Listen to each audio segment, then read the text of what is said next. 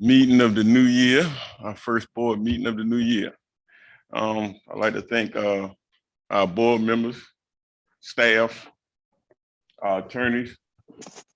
I'd like to thank our stakeholders and our community involvement.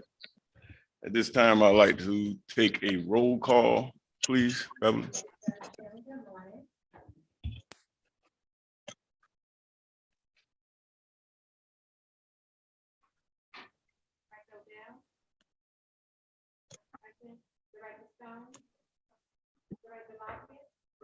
Director Adams. Present. Director Robinson. Present.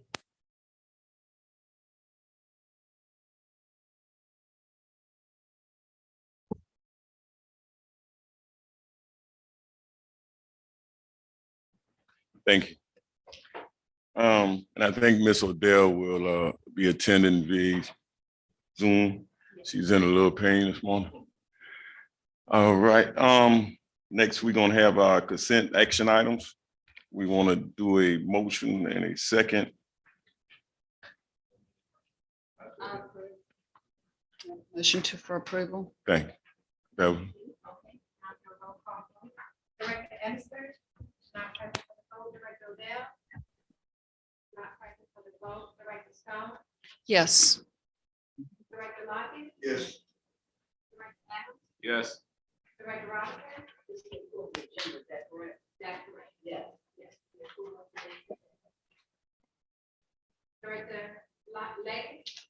Not present for the vote. Director Taylor. Yes. Chairman Cody. Yes. Chairman motion passes. All right, thank you. All right, now we'll be going to our consent action items for the day. We want to take a motion and a second for 1 through 4. Second. Beverly.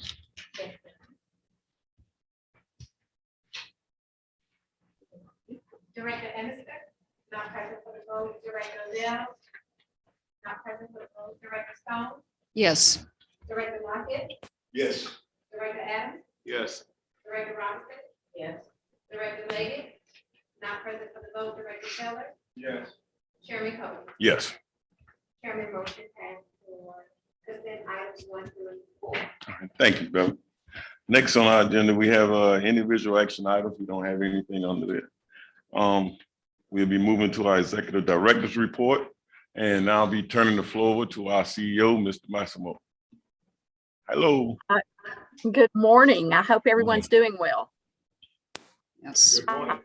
I'm grateful to be joining you from Atlanta this morning, from the Capitol.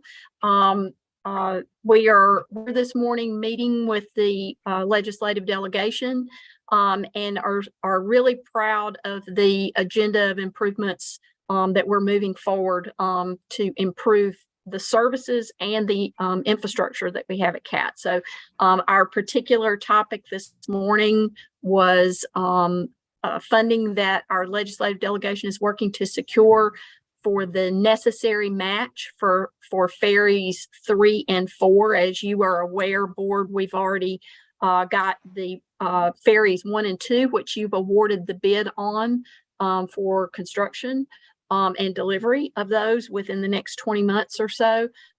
Those are fully funded, but ferries 3 and 4, we have secured federal funds for 1, and we are awaiting a funding announcement on the 4th. And so that necessary federal funding through what is called the Georgia Transit Tax Fund is a great conversation and great support from our delegation here that we've been having. So I'm proud to be here and represent you this morning.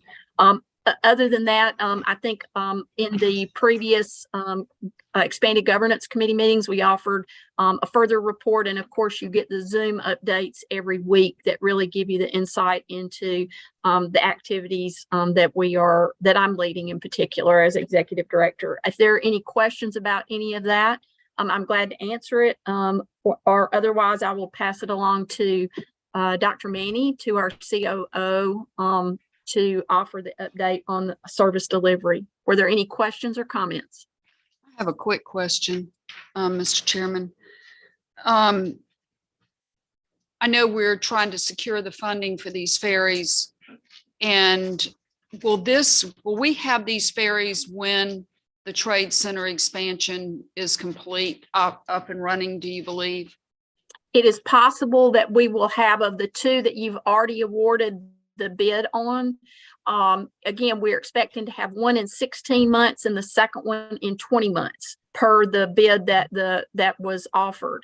And you recall how absolutely essential and important time was, both because of things like the development activity, but even more importantly, because of the condition of the existing ferries and the extraordinary expenses that we are bearing right now to just keep them, in good enough operation shape until they can be properly retired and they are at the end of their useful life. I think it is possible that those first two ferries may not be in service at exactly that time, but will be in very short order.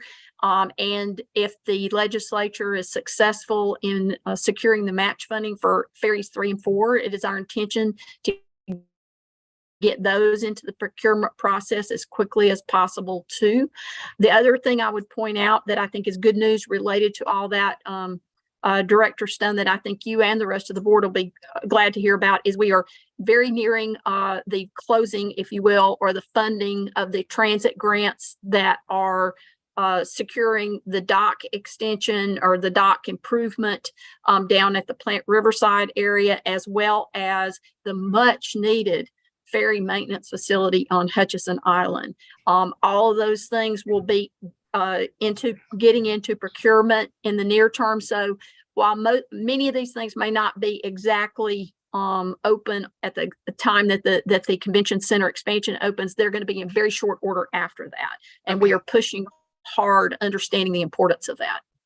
Okay, that's good, because it's my understanding that with the expansion of the Trade Center, the conventions, the number of conventions that are going to be here, and just observing how many people do use the ferry, I think it's going to be imperative that we have as many ferries operational at that time as humanly possible. Completely agree with you. And but both the condition of the current ferries, the demands, even on current operations, plus that growth, all of this is just it's a really important area of investment for us, and it's one that's highly visible. And of course, we still are making sure that our entire fleet, including our buses, paratransit vehicles, electric charging infrastructure, all those kinds of things, we're pursuing all of that in a very robust way to make sure that the CAT system is one that serves everyone well and that you all are extremely proud of. Good. Okay. I appreciate that. And also not only just the expansion of the Trade Center, but the new hotel. I mean, people are going back and forth across the river all the time.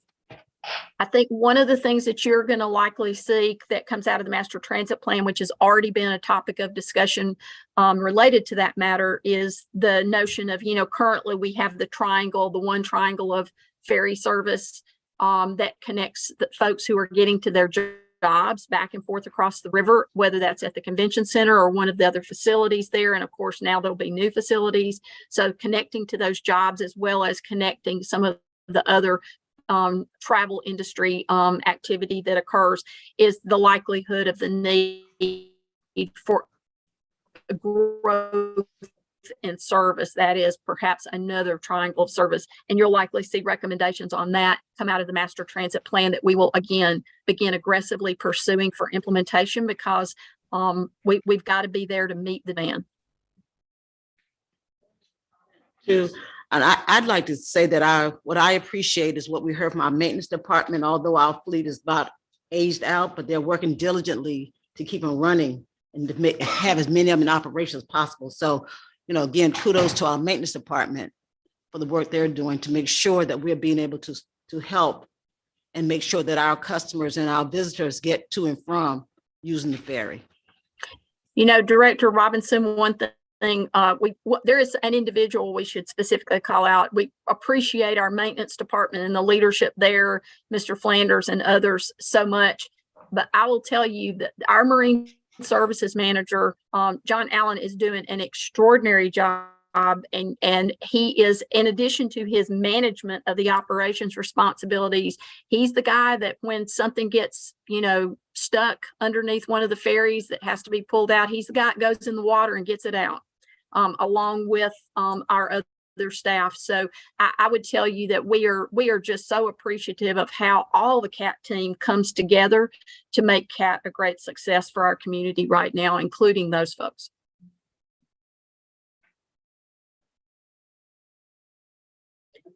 If there are no other questions, I will turn it over to Dr. Tomasi.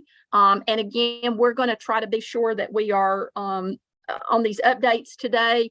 I know we went over all of our reports in detail with you at the Expanded Governance Committee. So what we want to do today is just to focus on any comments or questions you may have, a very high level review of these, and then focus in on any questions or comments you may have. Dr. Tomasi?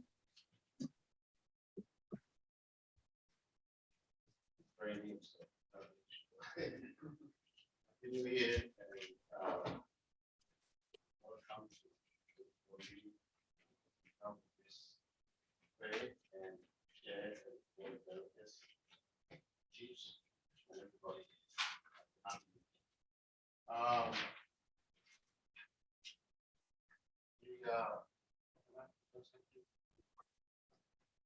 So today I'm just gonna educate you guys or kind of pull you guys about our service delivery. I'll start first with the visual. As you can see from the chart, our target is to be at least 70% on time. The month of November, the month of November last month, we failed to meet that goal. Our target was 66. And like I said, last meeting, why are these projects not on time?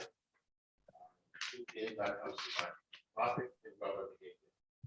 So, as I've said last week, I proposed a dashboard where someone will be sitting monitoring all of it, where the drivers will be rich when they're running late, or when what happens when they get to the end of the line, nobody's watching them. We don't have a system where you see all of it. Once they leave here, if they don't go, we don't even know what's going on. So at the end of the line, you still on the phone and chat. And if they don't leave on time, they're going to be late throughout the whole trip. So I have proposed a dashboard where we will be integrated with all our surveillance on the buses. We can see the driver and we can call them and say, hey, time to go. When they leave on time, they're going to be on time at every time. So this is something that I have seen in other industries, wherever I've been. Drivers have been monitored. The whole goal is ourselves to be on time, and that's reliable. If a bus doesn't show up early, and if this keeps going on, people will find alternative transportation. So therefore, riders should go up and go down. So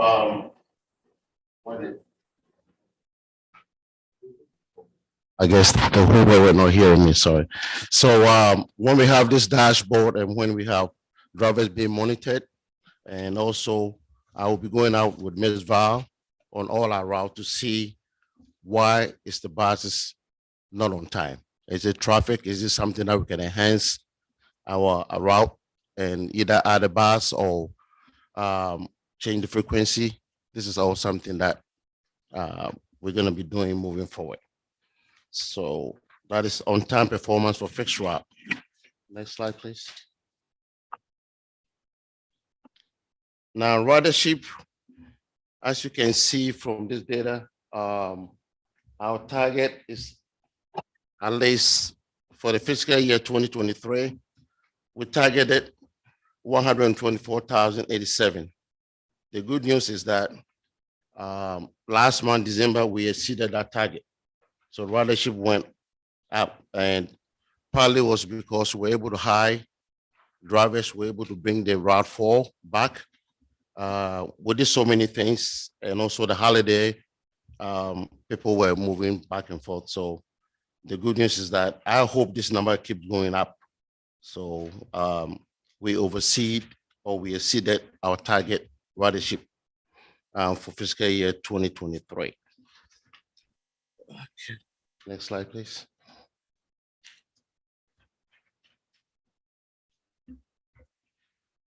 The paratransit, we have a target of 93%. This is on-time performance.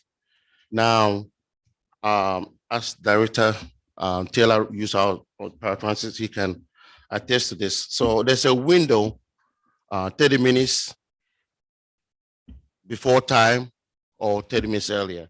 So this is what happened, why we couldn't meet the target. We are saying at least 93% should be the target on time performance. We were short about 2%. So the month of December, we're 91%. Now, partly was also shortage of drivers. Right now, we need about 15 to 16 vacancies to fill for paratransit. I believe that when we get everything staffed, people will live on time. Sometimes they cancel bookings. Sometimes they don't even live on time because they don't have people.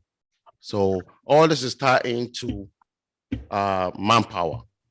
Now, our fleet is also over their useful life. These combinations are part of the reason. If a van pulls out here and breaks down because it's overheating, it's not going to get to the pickup point on time.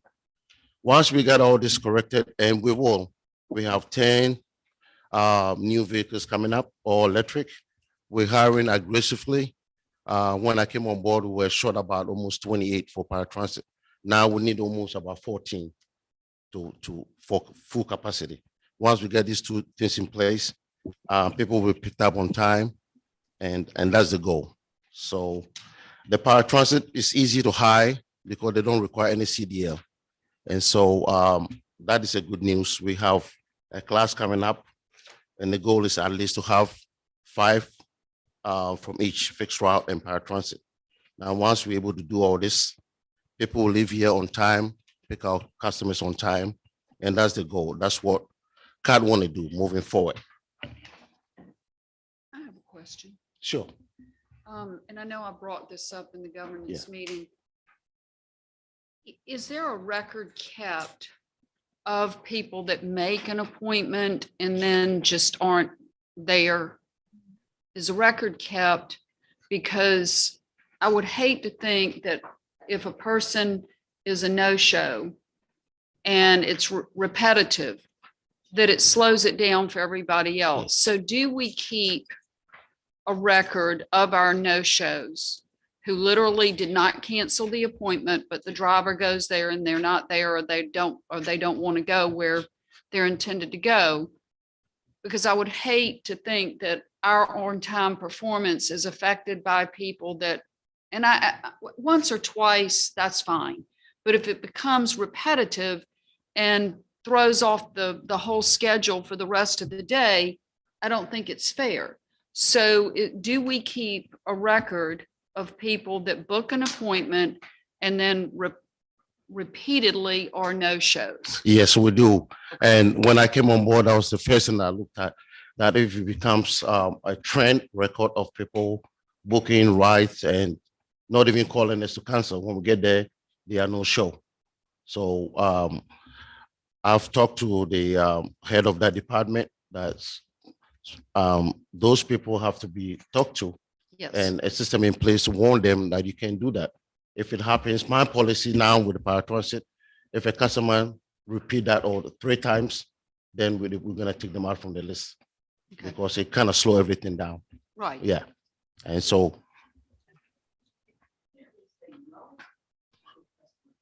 well, we can by policy wise if they abuse the system. In other words, if it's repeated, like every time you book a ride, you don't call the council, and then we show up, and then you are not there, or say I don't need it. I'm sorry, I didn't cancel.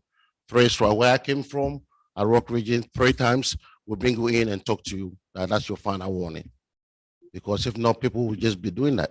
So you take a bus out, drive all the way as far as to a customer, and they don't call to cancel. Now you have to come back empty, where the service could be provided to somebody else. Yeah, we'll bring them in where I came from. That's the policy I want to introduce here. We'll bring them in to have conversation with them and let them know that that type of behavior is not accepted because it slows our system very down. Yeah. Yeah, it's a good policy. So I want to talk to Ms. Fay and Ms. Carter, the chief, to introduce same policy. It's FDA required because if not, people will just be abusing the system. Yeah, yeah, the resources too. Sure. Training for the fixed route and the paratransit. Is the fixed route more time consuming? Does it take any longer for? Yeah, if they come in with a CDL, the training is 5 weeks since I came on board. It used to be 9 weeks. When I sat down with the manager, going through the whole list, somewhere just waste of time. So if they don't come in with a CDL, with the new program that I'm about to introduce, that means anybody with a driver's license can be trained to get a CDL. I'm working with our attorney to draft a legal document that will have them sign and stay with us 2 years because it's almost about $8,000 to get a CDL. So they can, this way. Yeah. I won't say this because I was at a recent graduation meeting of the year, and I would just compliment you on that. Also for being aggressive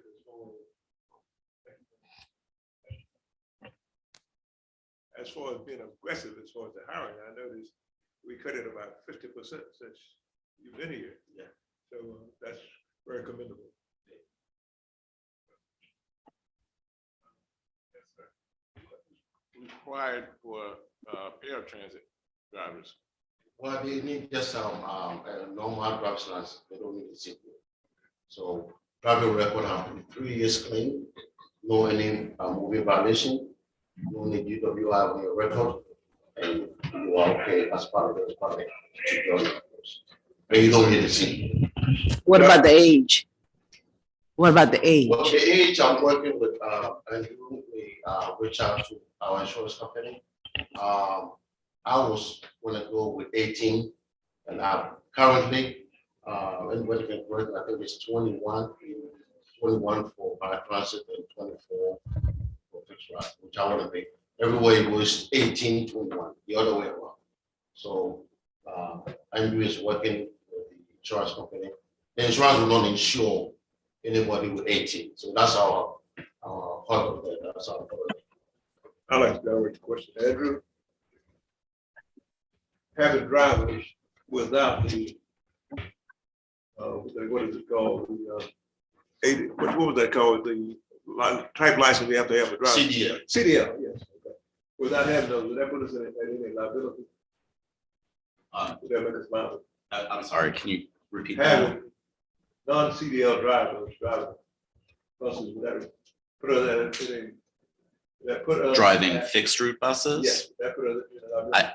I don't, it's not allowed. I think state law precludes having a fixed route bus. The long bus is being driven by anyone without a CDL. So that's Georgia law. Paratransit, obviously there's more, not obviously, but there is more flexibility to have just a regular driver's license holder drive paratransit buses, but it's really not possible for fixed route. Thank you. It's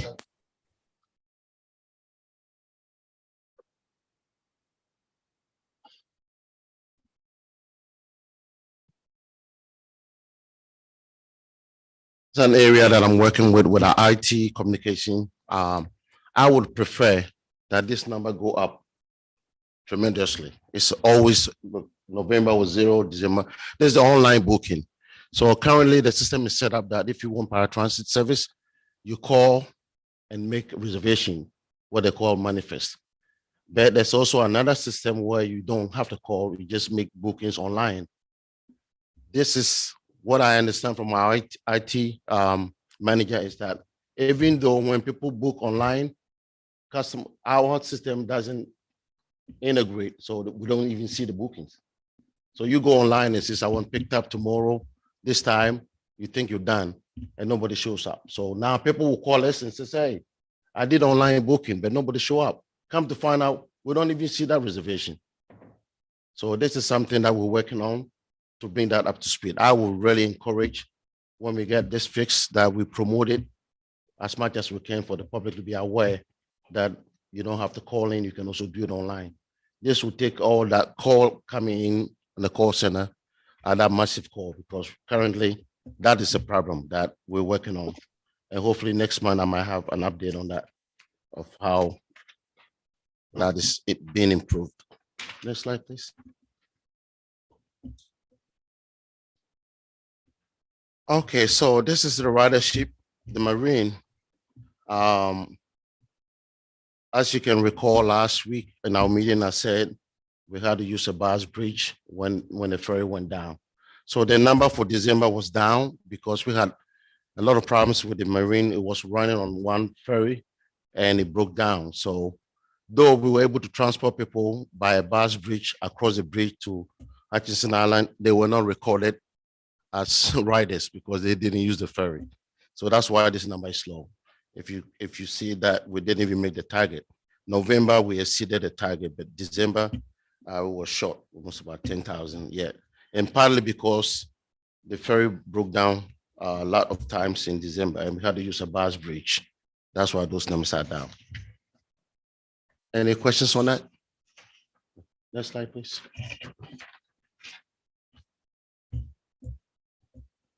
Now, like I said, and I remember that Dr. Robinson took note on this. So this is very weird, but it's true. If you see the mean distance between vehicle failures means how long can our vehicles run before they break down? FTA standard is 14,000. Our target is 12,000. But if you look at the numbers now, this is 19,782. So we have exceeded even our target and even the national standard. So which is good because we buy spare parts all the time. It's costing us, but the vehicles are running. And so that's a good news there on the maintenance side.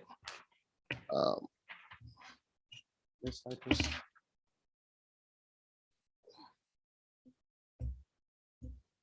The call center. This is a problem. There's so many factors. And maybe in our next meeting next month, I will explain this in details because of time purposes. So our standard is 60 seconds. When somebody call, within a minute, you have to be able to give that information and then pick another call. If you look at this data here, it's 75 minutes. And in some cases, it's even more. And why is that? Information is not shared. Currently, before the dashboard, I created a shared document yesterday with IT, whereby every information that is entered, the customer service will see it. They don't have to put you on hold and call and say, hey, there's a lost and found about the wallet. Did you see it or not? We tested it out yesterday. It's very good. So any information that is entered, the call center will sit on that template. So they don't need to call. And this is something that I envision to have a dashboard where information, if a vehicle doesn't run, didn't even go out. And when a customer calls in, it shouldn't be more than a minute to find that information. That information should be right in front of you to share that with the customer. So this is customer improvement. And right now, like I said, we're not doing good with the numbers. Last November was even worse. We had 131 where people will be on hold, which is too much. We are not doing good as to our target. Next slide, please.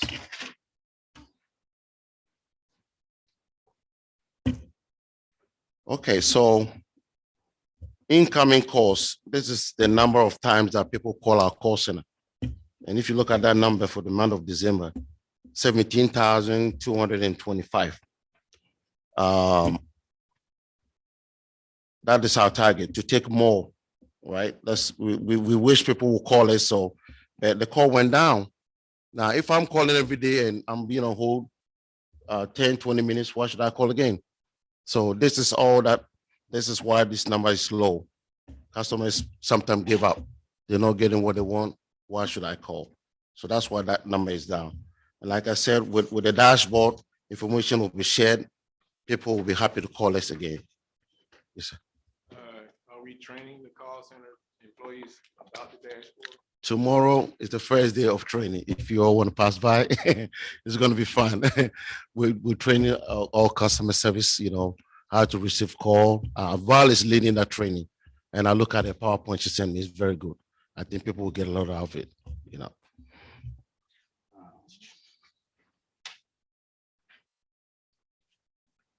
Now, this is my bragging right. This slide. So this are all the updates, and I've talked in length about all this increased workforce. I always believe that when we have more people, we can extend our services. We can have people, buses leave on time. It's all pertaining to workforce. So what we have done since I've been on board, we are aggressively hiring. I'm very proud to share with the board that our next training, February 13th, for the first time since I've been here, we're going to have 6 CDL drivers in our class training. We don't need to train them for CDL. They have their own CDL. They're happy to join us because most of them that I talked to, they just walked in, word to mouth. CAT is hiring. If you have a CDL working, you get a job. They all did. I have 2 friends that came from MADA. I knew them 20 years ago. And they didn't know I'm here. They walked in and I saw them, it's like, whoa. So they heard it from somebody else. So board members, please send a word out that we have it every Friday from 1 p.m. to 4 p.m. That is the only way we can have people come in. If you want to just do the conventional hiring online and go through all the process, this is aggressive as it can be. Every Friday, walk in here, come out with all your driving record. We interview you at any position, not only drivers. Doing this, we are able to hire almost 25 folks for our cleaning, folks that clean the bus. So if you come in and you apply for, let's say, fixed route, which says you don't have the required documentation, and they ask, what can I do? Well, we're hiring for people to clean the buses. So you can, any people that walked in, they are all certified, they get something, at least they are employed. And all this is happening because it's every Friday from 1 p.m. to 4 p.m. At the lobby, there'll be HR person sitting for all our open jobs. You walked in, we interview you, have the right requirements, we offer you a job. So this is happening. Like I said, if it's national problem for getting CDL, if you have 6 people with CDL walk into your facility and get hired, it's a big deal. It's a big deal. I mean, we used to do job fair, Rock Region, and sometimes nobody even show up. So this is a good news. And then, like I said, I have also proposed a CDL training. Yes, sir. Question on just Okay. an example on people cleaning the buses. What's the average salary? Starting salary. If anybody can help me, I think it's 14, a little high. Okay, 18, which is good. Yeah. So please tell. What's the average hours for that person? Well, they all get 40 hours a week job. It's 8 hours. Yeah. Yeah. So, yeah, please send a word out. We need every level of employment we can get. I have also proposed a CDL training. The rate that we're hiring is very difficult. We need about 40 plus vacancies for fixed route. That is people with CDL. And last time we had 2, 3. Like this class is the maximum that I've ever seen, 6 coming in. So I cannot sit and wait till we go on this route. So I'm proposing a training, a non-CDL training program where you come in, you don't have a CDL, we will train you to get a CDL. And the deal with that is that you have to be with us 2 years. If you leave before the 2 years, you owe us that money. Costs about $8,000 plus in some places to even get a CDL. So that's what, if we do that, we're going to have more people coming in. The idea is good. Already we have candidates waiting for the program to kick in. So I'm working with our attorney. When we get all our administrative stuff together, we will announce it and let people know when the program is going to kick in. And the graduation thing is what I brought on board. And thanks to the team, everybody here, my entire team, Beverly, Dion, and communication, They all kind of help us out. We had one graduation last Friday, and it's fun. And I hope that as we keep doing this, most of the direct board members will attend to see how grateful it is. The next one coming up, I believe is, when is the next graduation? Anybody know? The 10th, February 10th? Okay. So ahead of time, February 10th, we're gonna have another graduation. Please, if you can attend and see how the joy of these students being happy, showing that joy to join our workforce. So we're gonna keep doing that. Fixed route, I said this last week about our missed trip. So if you can recall, I think October or November, it was reported that we have 3,000 mixed trip. That was not correct. That's incorrect. The reason is that we have a software system, Clever, that is reporting even if a bus that, so for example, the 11, the 20, all this were suspended. The circular, city circular, all those were suspended. The Clever was reporting that they didn't even go out. So we corrected that. If you can see the report, mixed trip is very, very low as compared to in the thousands. The power transit, we have 10 vehicles coming in. I'm a little disappointed on this one. I was pushing to have it like the end of the month. We have back order for the radios. So we're gonna have it first week in April when they'll be all equipped, ready to roll out. And we're gonna keep you posted if anything changes. Can you go to the next slide? And this is my vision for SHOP. I want us to have, this is what they call super shelter. So they are about 45 foot. They got everything, touch screen on the side, green here. You can tap any route. It tells you all the detail. The route is running late. And so this is what we had at Rock Region. And I have proposed, I'm working with the executive team and see how we can fund this. And if we can even afford about 6 in the city, it'll be our bragging right. It beautifies the city, shows about cat. Like I said, we have all people from all the world coming to Savannah. Savannah is a tourist city. And if we can show that we have a better system, and this is how the world want to see us. So that is something I will have an update in our next meeting. And that concludes my presentation. Any questions? Okay. All right. Thank Thank you. Dr. Manny. All right. Thank you all for listening. Okay. The next report is the Planning and Infrastructure Development Report. As you recall, during the governance committee structure, we gave a detailed update on the master transit plan. I won't go through all of that today, but we focused in on the master transit plan, but talked about all 3 studies that are going on now, the comprehensive operational analysis and transit development plan that really focuses in more at the route stop level, and as well as the overall vision master transit plan, and then the work that we're doing around our electric bus growth. We're planning right now for probably at the March Planning and System Development Committee meeting to do more of a workshop style presentation during that committee meeting on where we're going with the results right now of the master transit plan recommendations. Kind of what are some of the early results that are coming out, both the market analysis that we presented at the last committee meeting, as well as an overall system assessment of our current status. So a lot to look forward to there in planning and infrastructure development. Next report will be the financial services update. And Ms. Cutter, if you can give us the overview and answer any other questions or comments that may be lingering from the full report that was offered during governance committee meetings. Good morning, everyone. If you all, and I'm sure you do, remember the detailed report that was presented in governance on last week.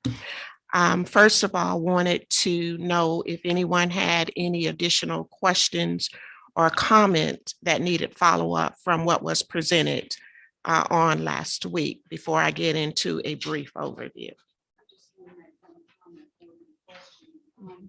as always, you gave a great financial report and a great financial outlook. But I do think that you made a statement that really hit home me, and that we've got to be very prudent going forward.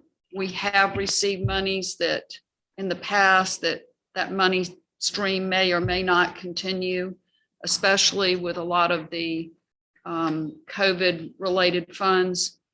So although we look good right now, and we do have some positions that have not been filled, I think it's going to be imperative that this board is very mindful of how we're going to go forward and how we need to manage and protect the funding that we have. And I think it's great that our new executive director is establishing her friendships, her connections, her relationships with our elected folks in Atlanta as well as in Washington. So, this is going to be, we don't know. I mean, they've reached the financial ceiling in Washington. We don't know what 2 or 3 years is going to be. So I think it's imperative that we do everything we can to manage our assets and to be very mindful of money's in, money's out. Thank you, Director Stone, for that. I could not have said it any better. As we move forward, we are going to have to be very diligent in our spending. You all will see on next month's report, we have finally reached our goal as it relates to a reserve fund, something CAT hasn't had in many, many years. We are there. And the ultimate goal is that we have that amount of money in reserves at all times to prepare us financially for emergency situations. Also wanted to remind the board that we are in fiscal year 24 budget prep.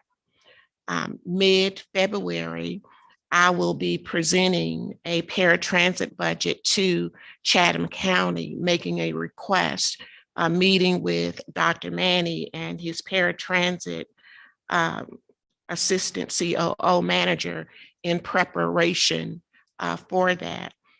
Today, we are fiscally sound. CAT is in a good state of financial standing, but we must protect that. We have been very diligent in being very transparent with the financial issues, regardless to whether it was union negotiations or our move towards better employee benefits, and really making strides in that.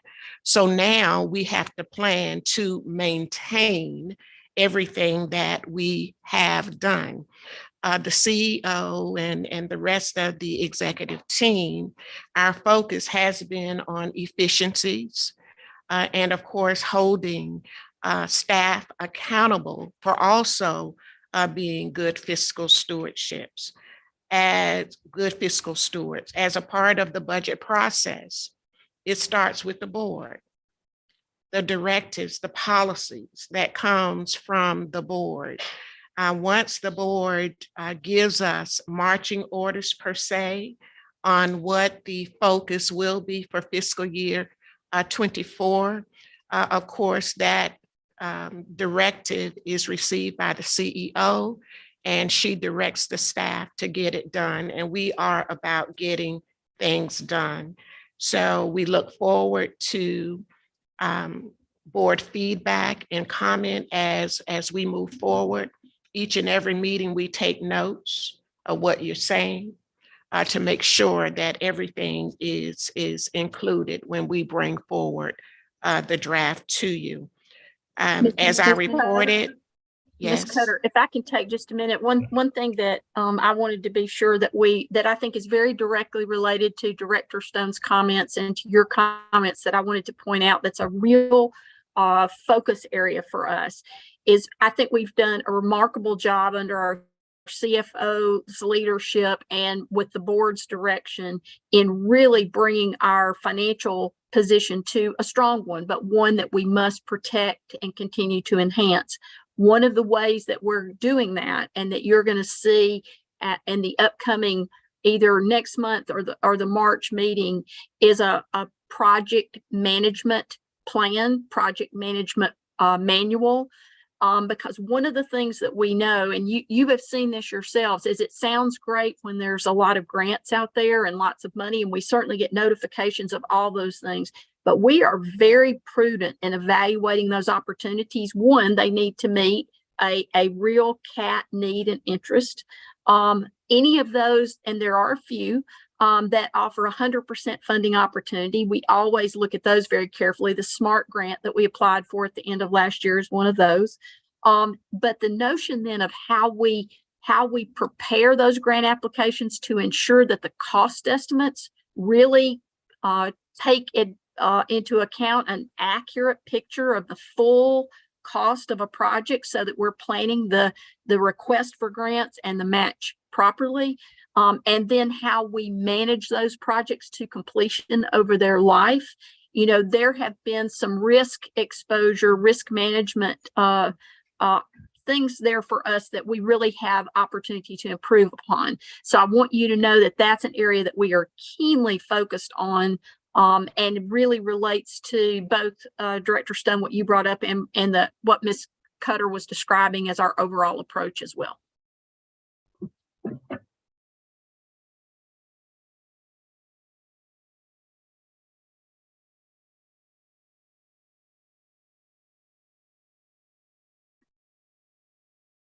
Plus that we have now, that's evidence of it.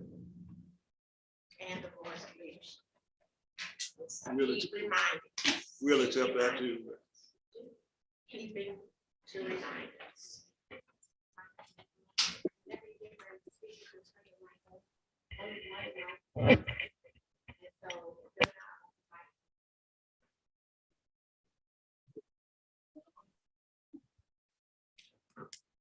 Okay, before I sit down, I just want to remind everybody about this graph. It takes all of us to make CAT better.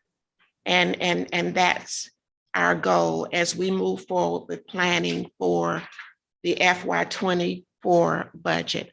A better CAT accomplished by the board's leadership and the staff's implementation. With that, I'm going to leave with the ending balance. As of December 31st, it was $10.9 million. Next month, January, expect a little different picture because of the impact of union negotiations. Any other questions? If not, thank you. Ms. Cutter, thank you for your report. Chairman, I'm going to turn this back over to you to convene us into executive session. All right. Thank you for that, Ms. Carter. As always, very important. Next, we'd like to take a motion and a second to go into executive session. And I think we're going to take a 5-minute recess. So So- moved, Mr. Chairman. Second. Discussion and deliberation on potential litigation, personnel, and real estate acquisition. Thank you, brother.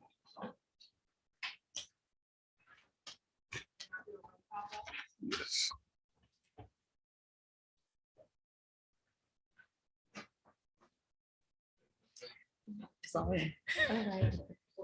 Director Emerson, not present for the vote. Director Odell, not present for the vote. Director Stone. Yes.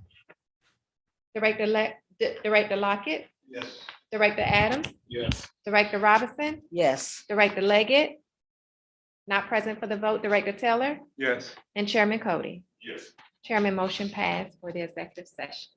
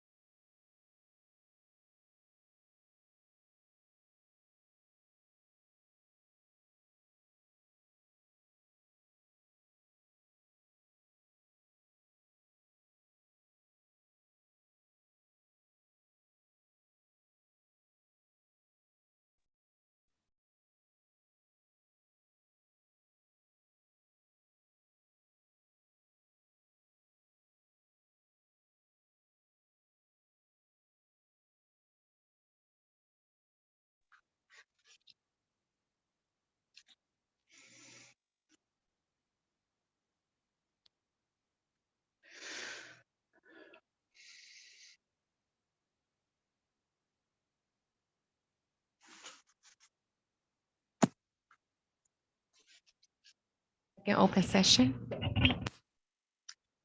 Welcome everybody back to regular session. There were no votes or any actions taken in executive session today. Next, we have on our agenda old new business. We have a 2023 litigation committee update. We will be getting into, well, in our next board meeting, we will be discussing our litigation committee. We'll be putting that together. I'd like to thank everybody for a great meeting today. At this time, I'd like to adjourn this meeting. Thank you. Thank you.